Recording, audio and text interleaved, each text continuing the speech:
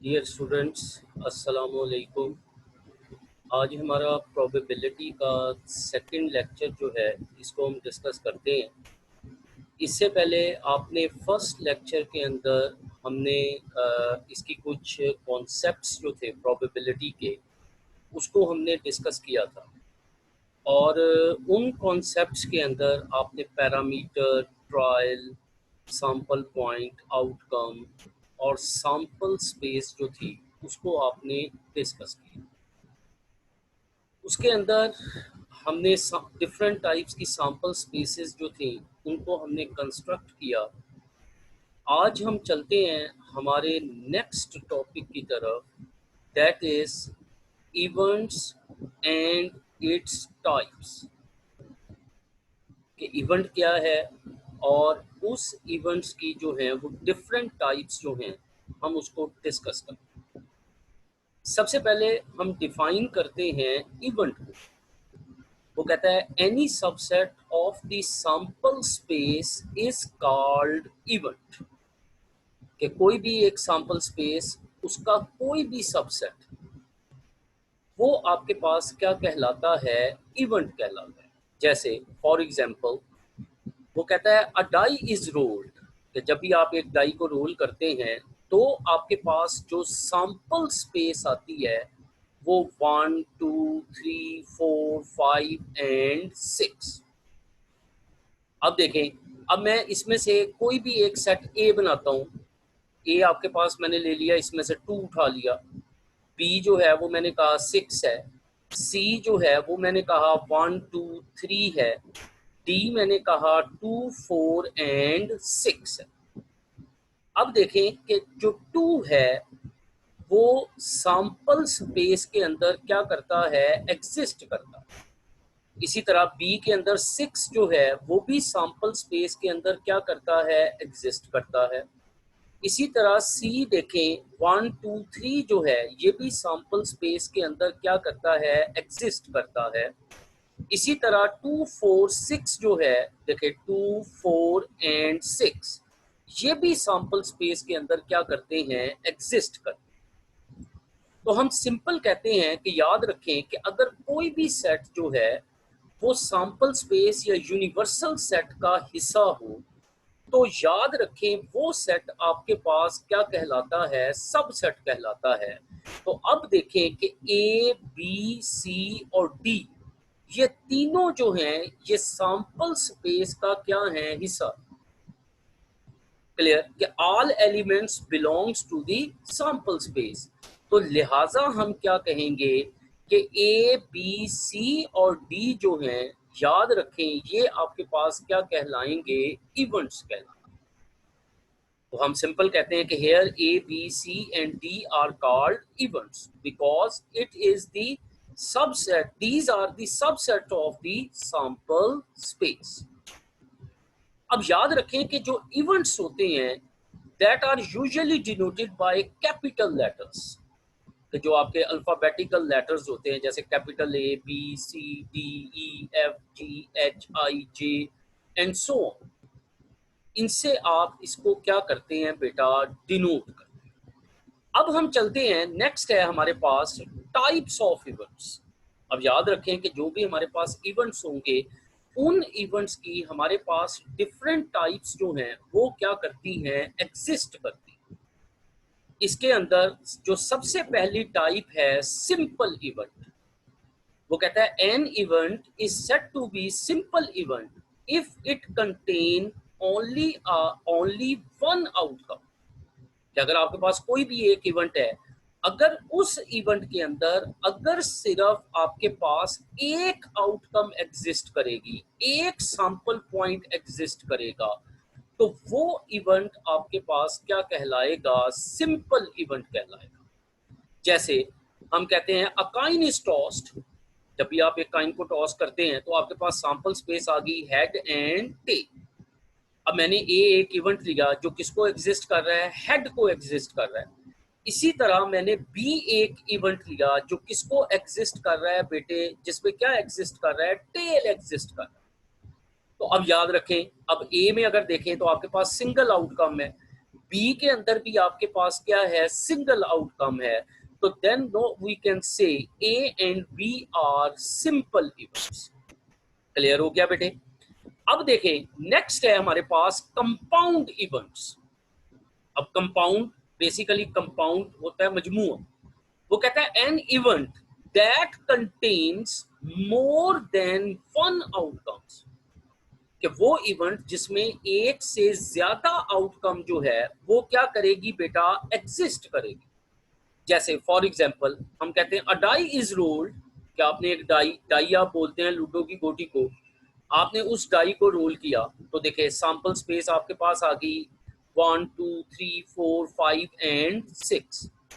अब देखें ए हमारे पास, मैं कहता हूं इवन नंबर्स हैं। अब इवन नंबर्स कौन कौन से हैं, 2 4 एंड 6।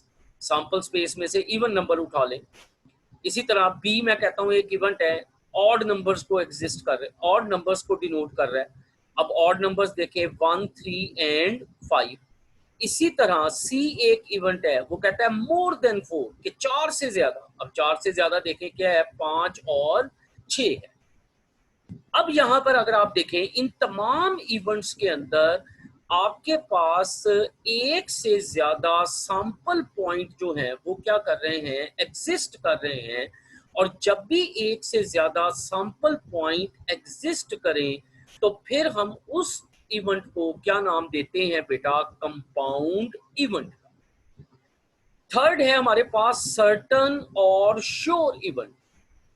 सर्टन और श्योर इवेंट, वो कहता है an event that contains all possible outcomes of sample space, that is the entire sample space is called certain और श्योर इवेंट। कि वो इवेंट जिसके अंदर आपकी पूरी की पूरी सैंपल स्पेस जो है वो क्या करती है, एग्जिस्ट करती है। क्या आपकी पूरी की पूरी सैंपल स्पेस होगी, कि सैंपल स्पेस के अंदर जितनी भी आउटकम्स हैं वो तमाम की तमाम आउटकम्स अगर उसमें क्या करेंगी, एग्जिस्ट करेंगी, तो फिर याद रखें उस इवेंट को आप क्या नाम देते हैं, सर्टन और श्योर इवेंट का।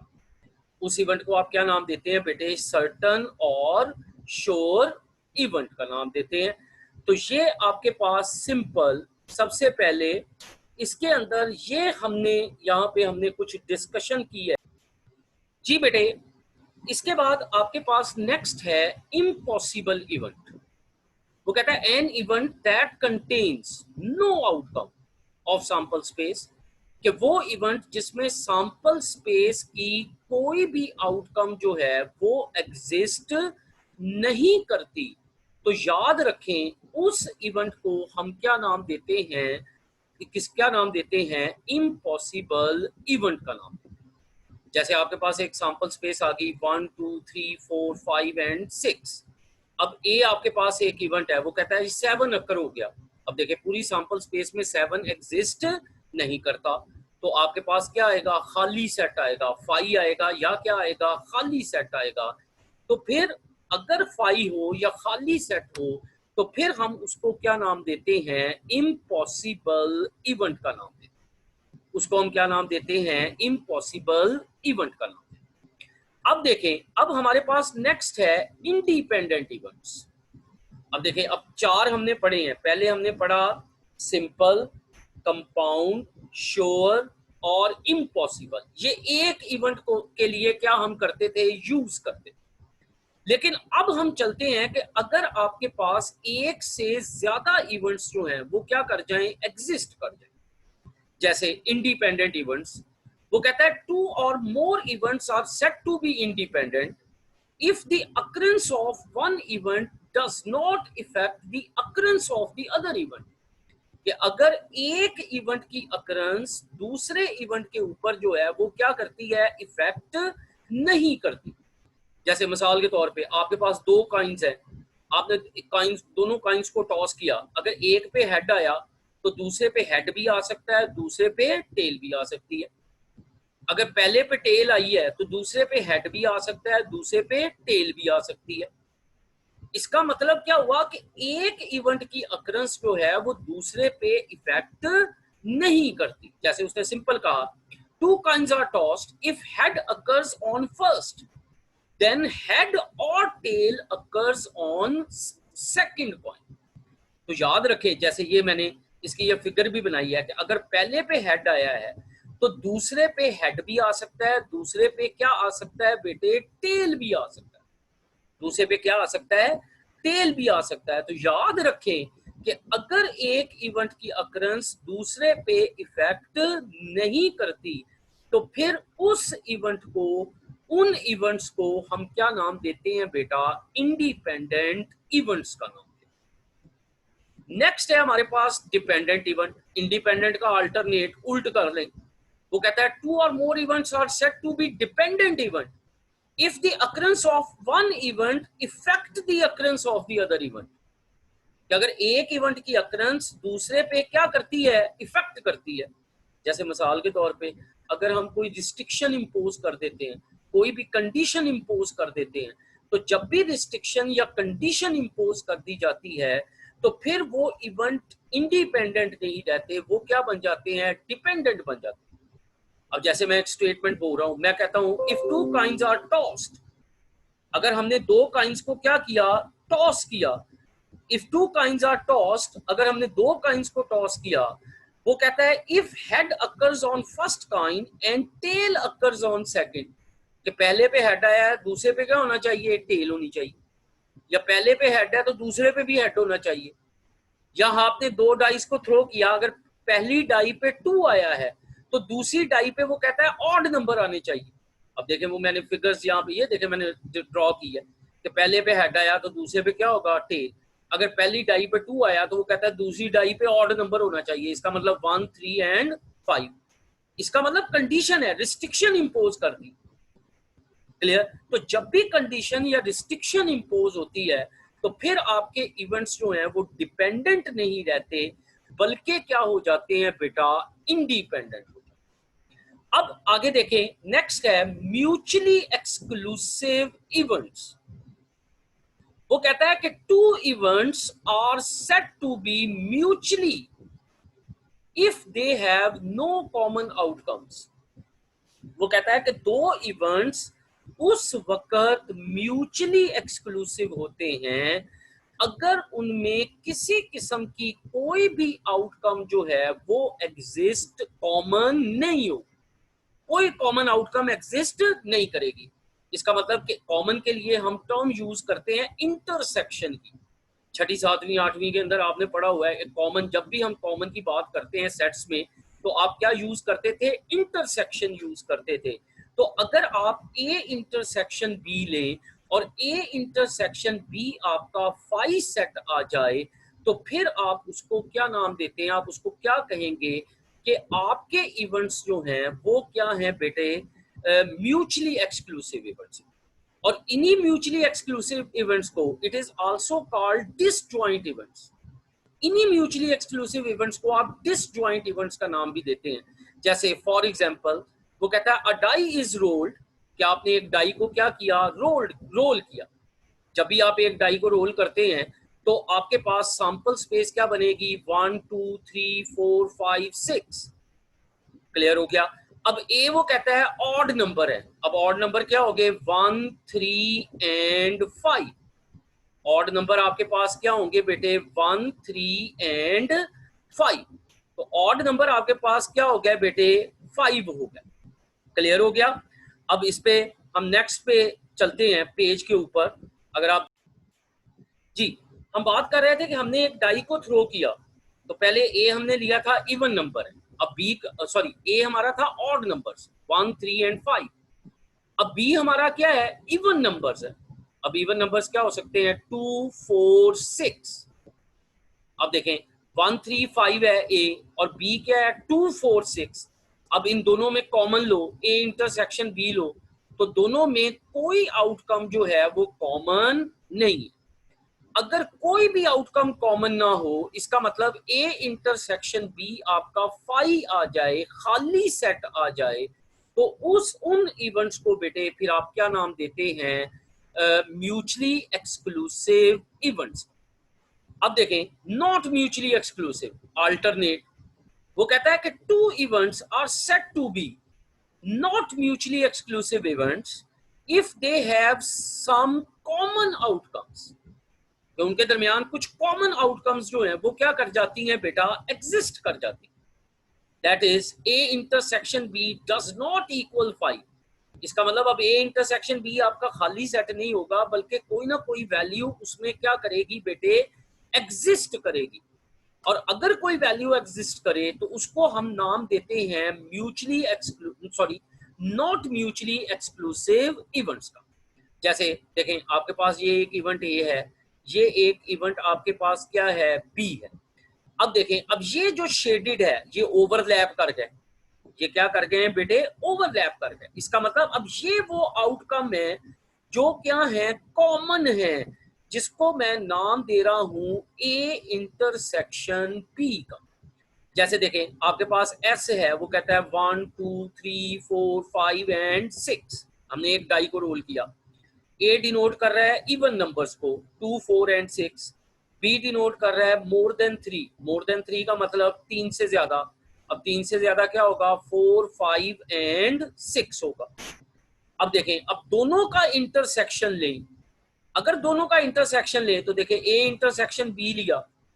अब ए इंटरसेक्शन बी जब लिया तो देखें कॉमन आउटकम 4 भी कॉमन आ गया, 6 भी आपके पास क्या आ गया बेटे, कॉमन आ गया।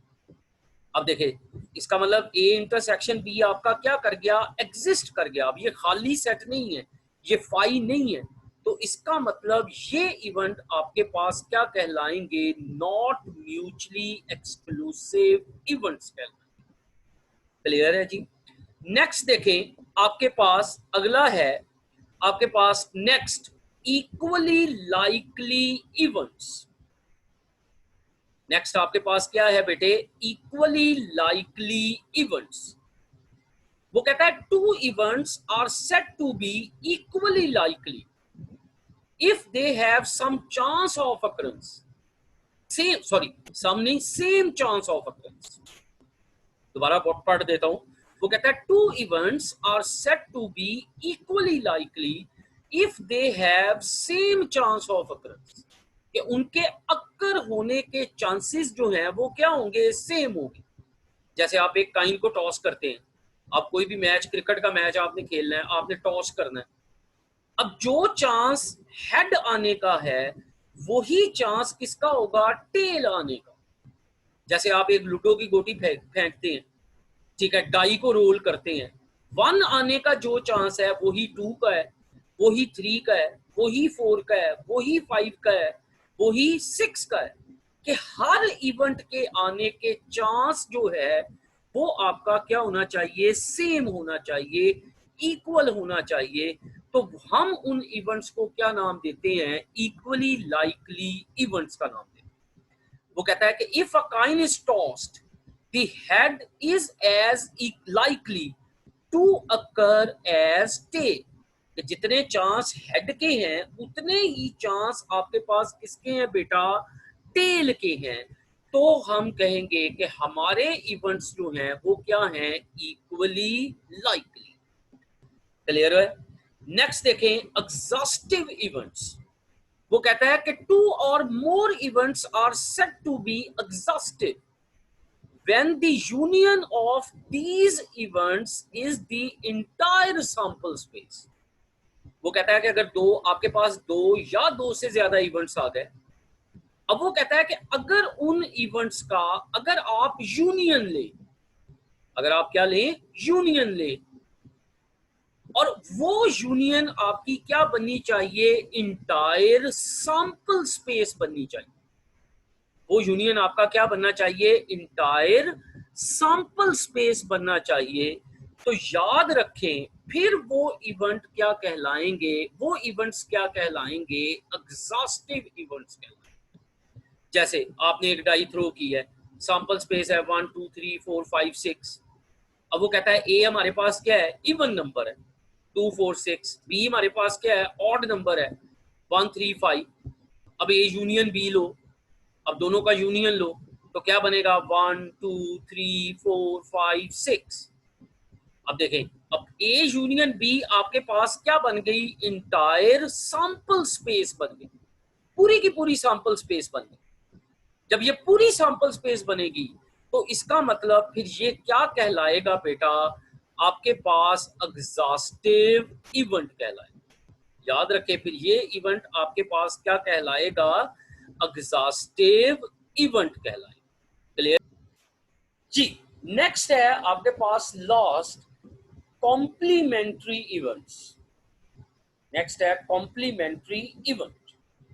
वो कहता है an event that contains all outcomes of S which is not in A, कि वो एक ऐसा इवेंट जो कंटेन करेगा S की तमाम आउटकम्स जो A में नहीं है। इसका मतलब क्या हुआ कि वो आउटकम्स जो S में है, सैंपल स्पेस में है, लेकिन आपके पास A में नहीं है। It is denoted by A बार या it is denoted by A prime और AC, C फॉर कंप्लीमेंट। और A बार किसके इक्वल होगा, A कॉम्प्लीमेंट किसके इक्वल होगा, S माइनस A। S में से A को माइनस कर दो, जैसे सैंपल स्पेस है 1 2 3 4 5 6, A आपके पास इवेंट है 2 4 6। अब हमने A कॉम्प्लीमेंट लेना है, तो A कॉम्प्लीमेंट किसके इक्वल है, S माइनस A के इक्वल है। तो ये किसके इक्वल हो जाएगा बेटे, अब देखें, S के वो इवेंट लिख लो, वो वैल्यूज लिख लो, वो आउटकम्स लिख लो जो A में नहीं है। देखिए 1 A में नहीं है लिख लिया, 3 A में नहीं है लिख लिया, 5 A में नहीं है लिख लिया। अब ये 1 3 5 ये जो आपके पास इवेंट आया, ये इवेंट क्या कहलाएगा, कॉम्प्लीमेंट्री इवेंट कहलाएगा। ये क्या कहलाएगा, कॉम्प्लीमेंट्री इवेंट। क्लियर है जी। ये आपका सेकंड लेक्चर था जो हमने यहाँ पे डिस्कस किया, that are based on events. हम प्रोबेबिलिटी को डिस्कस कर रहे हैं, और प्रोबेबिलिटी का जो सेकंड लेक्चर था वो आपका that are based on events. Okay जी, अल्लाह हाफिज।